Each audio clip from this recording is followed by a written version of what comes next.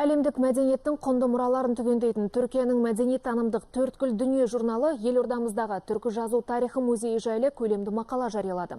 Айына 10 000 данамен жарық көретін басылым осы жолғы санында өзінің тұрақты оқырмандар үшін Еуразия кеңістігіндегі түркі халықтары қолданған жазу үлгілеріне қатысты толымды ақпарат берді.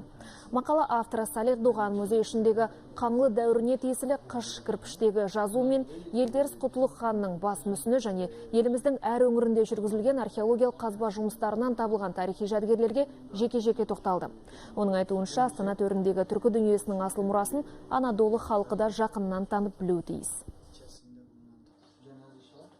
Yazıtlar bu müzede bulunuyor.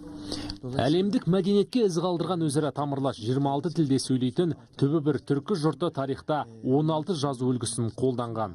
Орхон, Талас, Алтай мен Монғолия және Қытай жерінде табылған түркі жазуларының барлығы осы түркі жазу тарихы музейінде сақтаулы.